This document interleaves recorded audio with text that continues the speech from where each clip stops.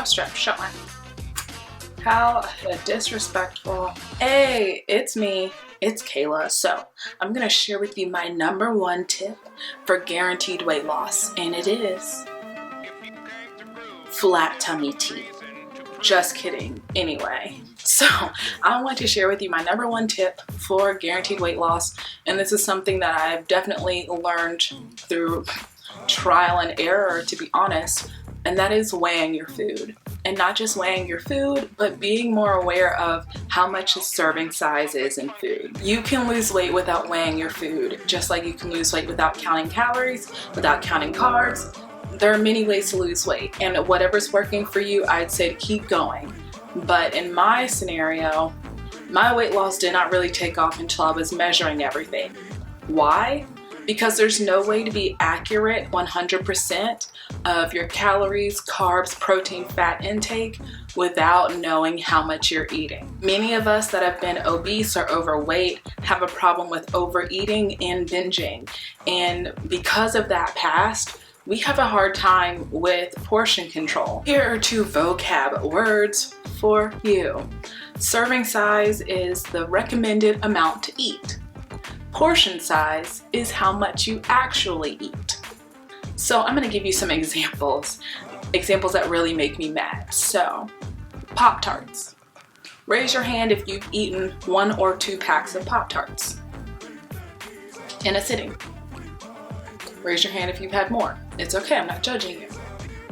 Did you know that the serving size of a Pop-Tart is 1 Pop-Tart? And by 1 Pop-Tart, I mean 1 pastry. There are 2 in each bag. So that is 2 serving sizes. Many of us are eating that as a complete portion, which is fine. You can eat whatever you want and how much you want. But when you look at the box and you just skim and you see 200 calories, you're assuming that 200 calories is going to be for the entire bag of Pop-Tarts. What you don't understand is that the serving size is only 1, and you are eating double. Pizza rolls. Guess how much the serving size is of pizza rolls? 6 of them. How many of you have just in the past eaten 6 pizza rolls and been like, oh, I'm so fine?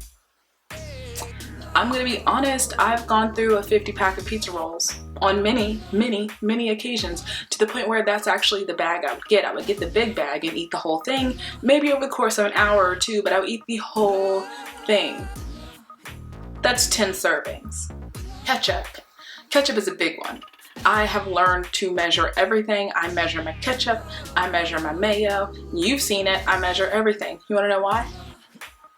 1 packet of ketchup is 1 serving.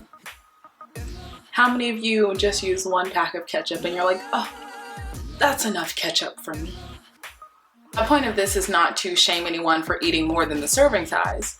My point is that you have to be aware what the serving size is, especially if you're counting calories, carbs, whatever. A handful of this may be fine. You may think, oh yeah, this is good.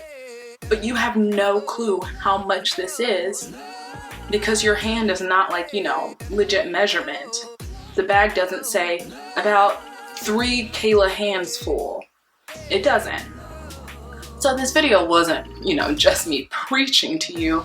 I'm gonna do a demo because I see a lot of my comments talking about how to weigh things and what weight I'm looking for and stuff like that. So I wanted to do a video where I show you actually me weighing something and figuring out what it's gonna be. And it's time for a snack, and I'm hungry, for real. I'm starving, that IF life. This scale is pretty easy to use. The button on the right is the on and off button. The button on the left is the unit button. You can switch from fluid ounces, pounds and ounces, milliliters, and grams. Today I'm eating peanut butter for my snack. If you look on the back under the nutrition facts, it says that a serving size is 2 tablespoons, which is the equivalent to 32 grams. So today I'm going to be eating 2 serving sizes, which means 4 tablespoons and 64 grams of peanut butter. Once the scale's on, you're going to put down your container. I recommend using a container for everything because it would be so messy if you didn't. Using the power button on the right, you're going to zero out the scale so it does not take into consideration the weight of your container. And then start loading it up. If you're weighing a food that won't easily go back into the container, I would do a little bit at a time, but since I'm using peanut butter, I was being a little bit reckless. The more you do this, the more you'll get used to it. I'm normally really good at getting this in the first or second try, but it must be because I'm recording myself because I had a little bit of struggle today. So this is what 2 servings of peanut butter looks like and 1 portion of peanut butter. There are 400 calories and 16 grams of carbs. I bet you wouldn't have been able to eyeball that, huh? Sources, go check out a food scale. I do want to let you know that I got a new food scale, and it's the Tare by Vanity Planet. I'm like a used car salesman on YouTube, but I promise you all this is the best food scale I've ever owned. I love it so much. All the things I hated about my past food scales, this is different. I just want to reiterate that you do not have to weigh your food to lose weight. That is a recommendation from me, but it is not a requirement. I would add a scale into the mix just so you could see. It might surprise you. You might be eating way less than you thought. You might be eating way more, which is more likely, to be honest. Trust me, it's simple, but it can make a big difference. I promise you that it has the potential to change your entire weight loss journey. That's all for this video. I will talk to you later. Bye.